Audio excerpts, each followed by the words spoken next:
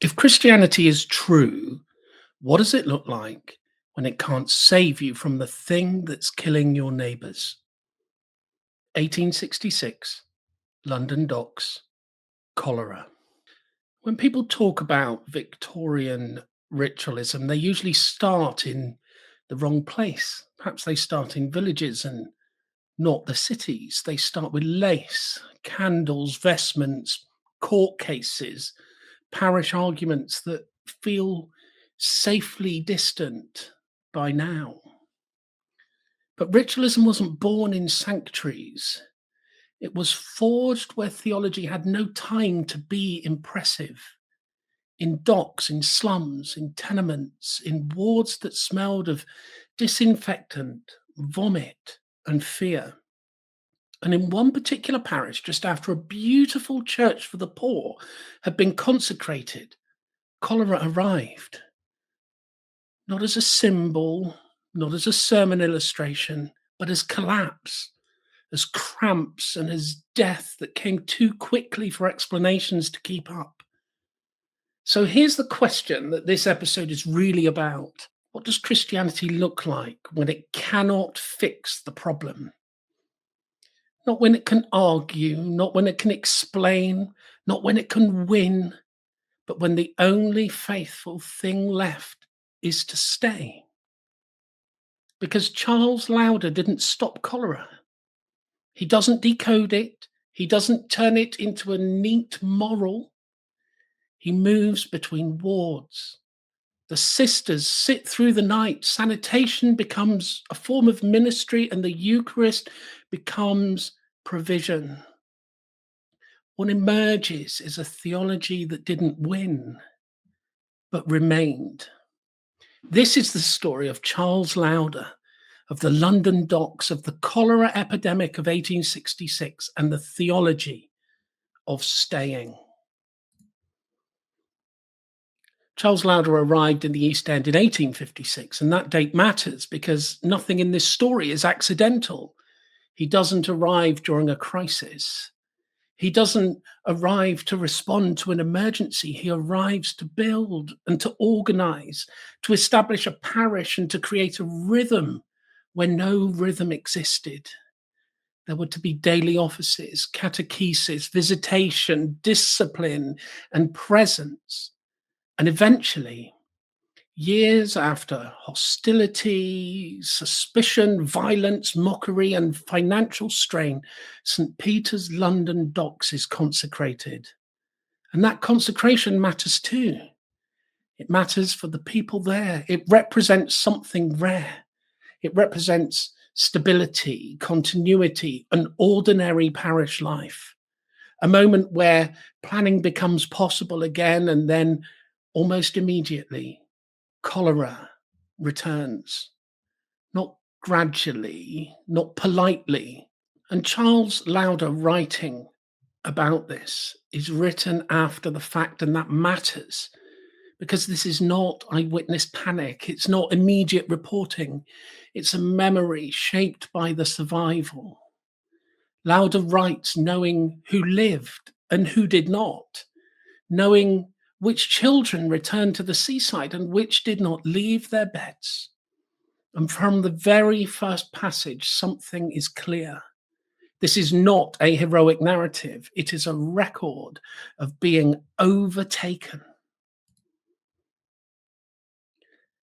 At first, cholera appears quietly, a slight case, Lauder says, then another, then the rhythm accelerates, not one death, but households, not tragedy, but a sequence, father after child, mother after daughter, neighbors collapsing whilst carrying the sick, and what strikes you again and again is the tone.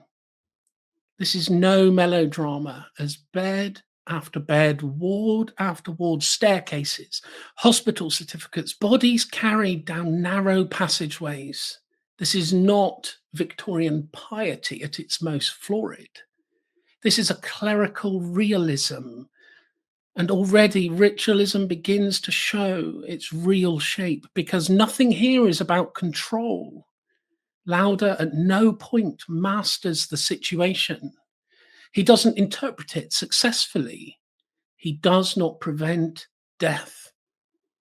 What he does is he moves from house to house, from ward to ward, from prayer to the removal of bedding, from the Eucharist to sanitation, and crucially, he never left. As we look at Lowder's chapter, when we come to the sisters, this is where it becomes quietly devastating, because cholera exposes something the church had not yet fully admitted, that the clergy cannot do this alone. The sisters, the religious women, became the structural hinge of the crisis, not as angels, not as symbols, but as labour, night sitting, nursing when nursing fails, presence when medicine runs out of options. And the text that Lowder writes is brutally honest. Plans break down, methods fail, care is overwhelmed, and yet they stay. They rise early to receive the body and blood of Christ, not as reward, not as consolation, but as provision for the day. Sacrament becomes fuel, and here ritualism sheds any trace of its theatrical nature. There's no incense cloud, there's no sermon flourish, just a woman sitting through the night, sitting with the dying, because someone has to. This is not success theology, this is endurance theology. Before we go any further, we need to widen the frame just enough. Because cholera does not arrive in a vacuum and it does not strike evenly. So let me ask the question plainly. Was cholera a universal Victorian experience? And the answer is no. Not in the way that mattered most, because yes, cholera terrified everyone. Middle-class Londoners fled the city, the wealthy decamped to the countryside, and newspapers were read with shaking hands. But death did not distribute itself equally. I don't know if it ever does. Let's talk about London. In 1854, during the Soho outbreak, the one made famous by John Snow, over 600 people died in a matter of weeks. They died in a tightly packed working class neighbourhood around a single water pump. Across London that year, more than 10,000 people died of cholera. But they did not die at random. They died where water was shared and where sewage leaked, where families lived 6, 8, 10 to a room, where clean alternatives did not exist. John Snow mapped the deaths and traced them not by bad air, but by bad water. The Broad Street pump, contaminated, deadly, ordinary. And when the pump handle was removed, the outbreak slowed. That moment matters. Not because everyone believed him, in fact, they didn't, but because it proved something essential, that cholera followed infrastructure. Now, fast forward to 1866, 12 years later, London had changed, but unevenly. The great sewer reforms were underway, designed by Joseph Bazalgette. Miles of new brick sewers. There were embankments and interception systems and engineering vision on a civilizational scale. And they worked. In the wealthier central parts of London, cholera barely touched. But in the East End, in places like Wapping, the system was incomplete. There were still older pipes, private water companies, contaminated intakes from the Thames. And in 1866, cholera returned. And it returned almost entirely to the poor districts. In the East End alone, 1,000 died. There are some estimates that put the figure over 5,000. So let's ask a much harder question. Why here? Not because the people were more sinful, not because they were careless, not because they lacked faith, but because they lacked options. They drank the water that was available. They lived where rent was cheapest. They worked where the docks demanded bodies. Cholera followed poverty because sewage followed that same poverty. And this matters deeply for how we read Lowder's account. Because when he talks about sanitation, about bedding destroyed, about ventilation, about food and water, he's not being quaint. He is standing inside a transitional moment where theology and medicine and engineering all collide in real time. Now ask the next question. If science was advancing, why didn't it save everyone?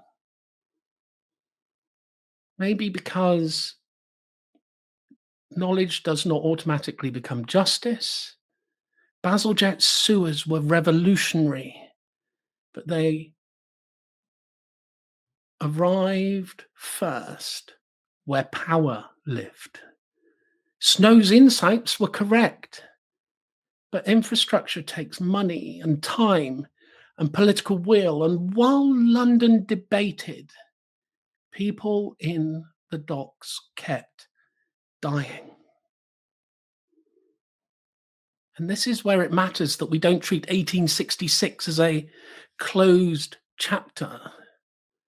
Because this argument doesn't end with Lowder. 30 years later, in the 1890s, Robert Dolling is still fighting the same battle, different parish, different decade, but it's the same fault line. Dolling argues publicly and repeatedly about water supply to the poor, about private companies, about intermittent service, and about water cut off to households in debt. He insists that clean water is not a moral reward, not something earned by respectability, not a privilege of order, but a necessity of life. When he presses these arguments, he's not doing politics as a hobby. He is extending the logic of cholera, because what 1866 revealed in crisis, the 1890s revealed in policy, and that is that infrastructure still followed class, that health still followed income, that the poor were still expected to bear the risks that others had engineered away. So when Dolling argued about pipes and pressure, he was not leaving theology behind. He is doing the long work that made cholera unavoidable. Which brings us to memory, because memory matters. Why? Because without memory, cholera becomes an abstraction, a medical milestone, a triumph of epidemiology, a footnote in public health textbooks. But Lowder refuses that. He writes after the fact, not to dramatize, but to prevent forgetting. He names what happened so that it cannot be filed away as inevitable or impersonal. Because if cholera is remembered only as a solved problem, we miss a moral truth. The truth that disease exposes where society has decided some lives can be risked. And this is where ritualism, particularly slum-priest ritualism, does something unexpected.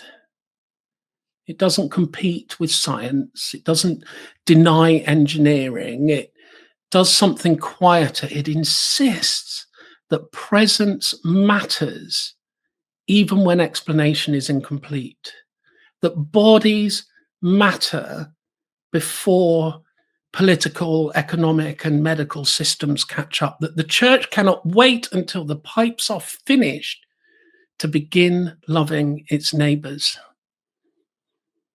So when Lowder moves between wards, when sisters sit through the night, and when bread and wine are carried into these infected rooms, this is not nostalgia, it is memory in action, a refusal to let the poor become data, and a refusal to let progress rewrite suffering as necessity.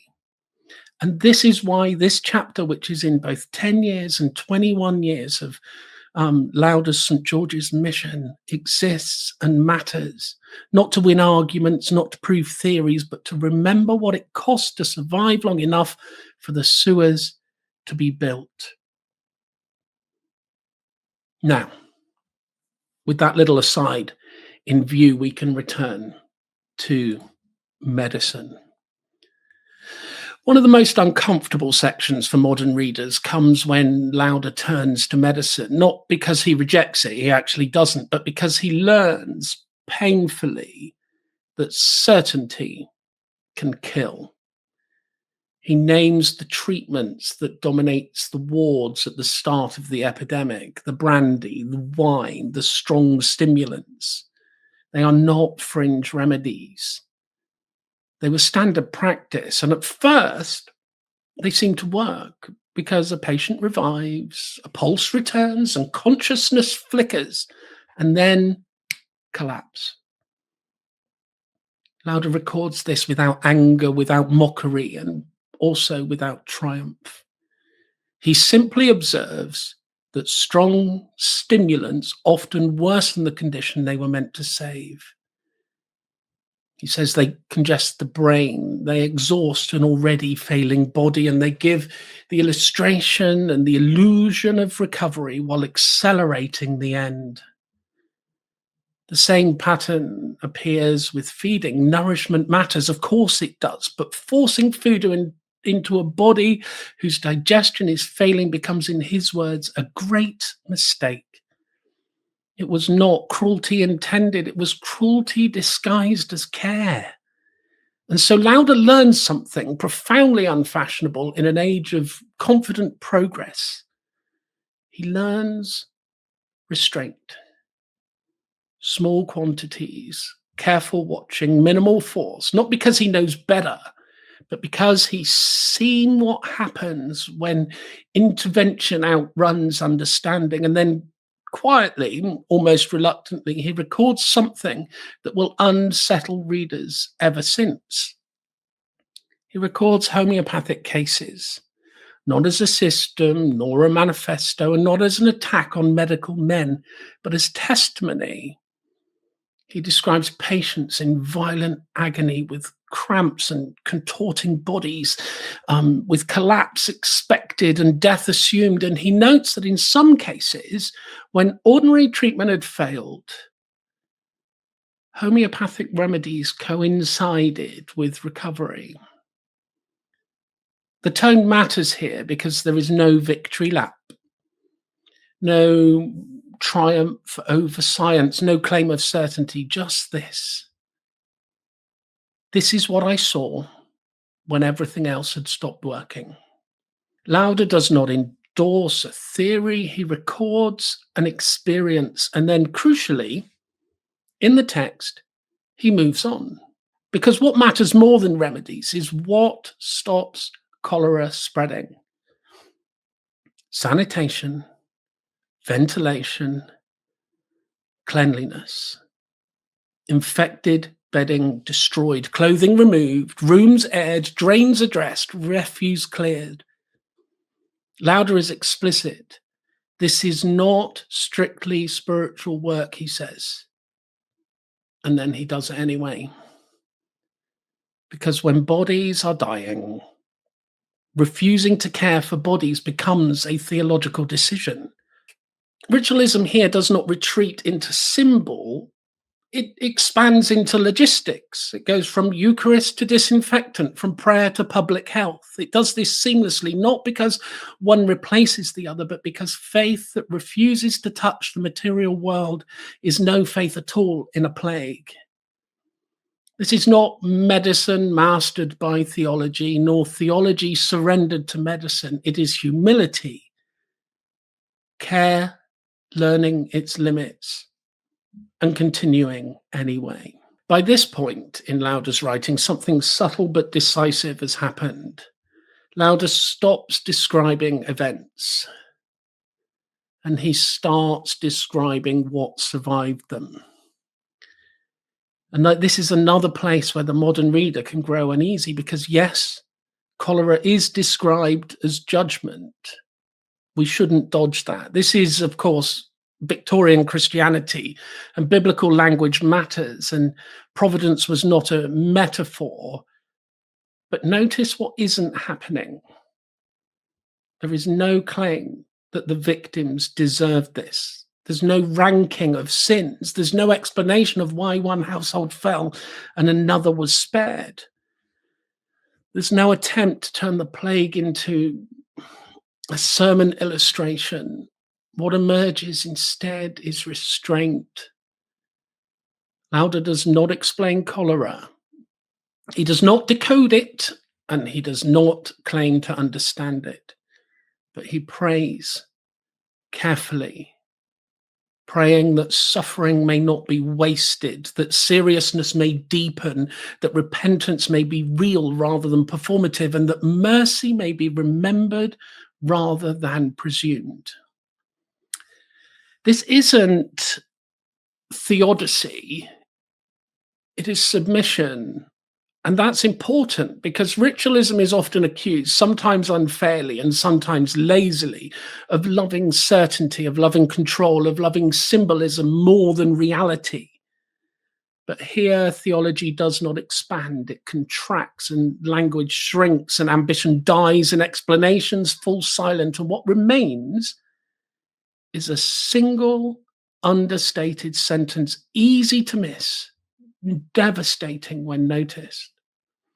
We were but instruments in God's hands.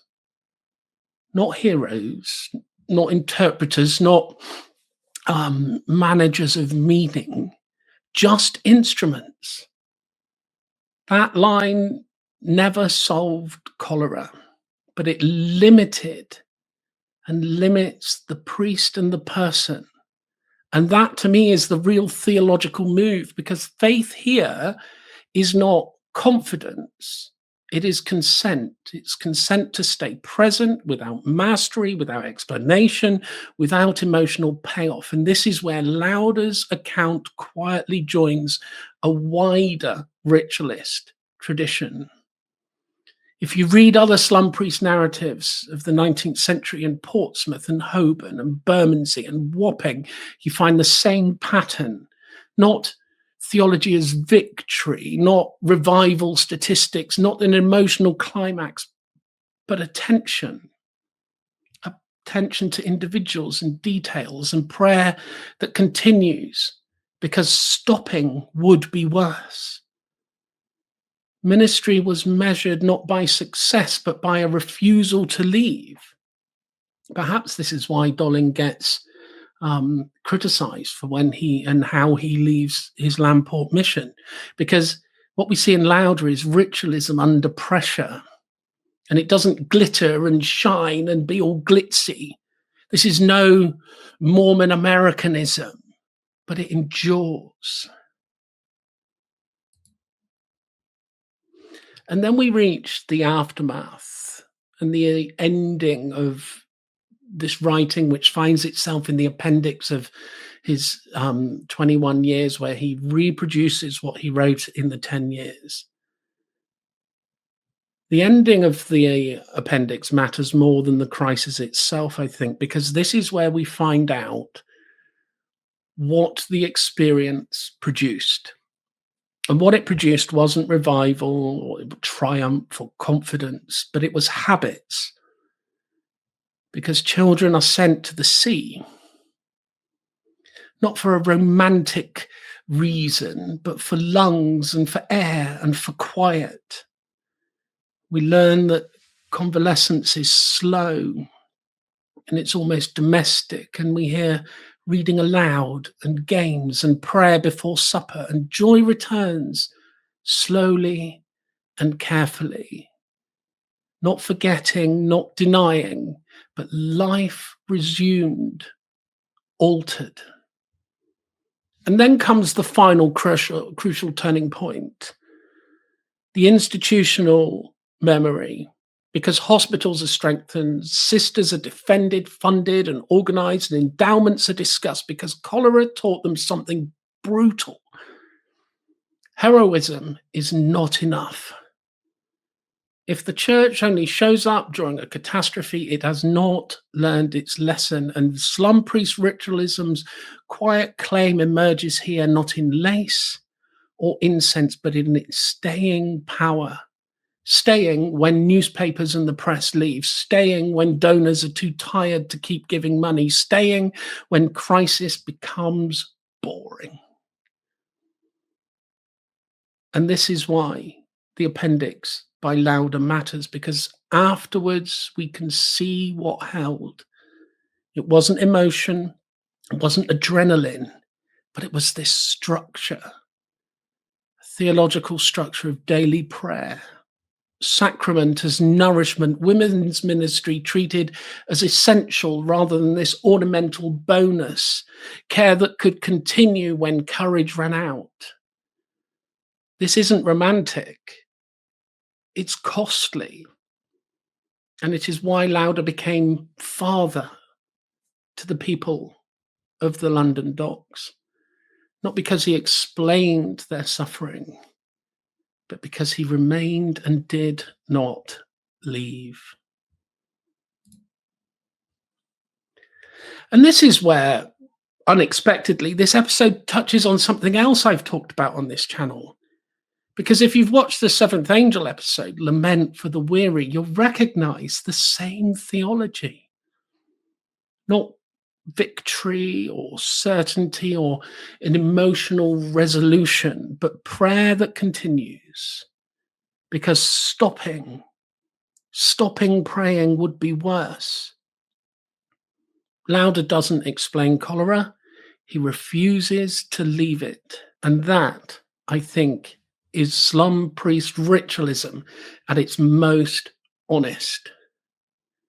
Not beauty used to escape suffering, but structure that allows you to remain present inside that suffering. There's no safe distance, just faith, staying.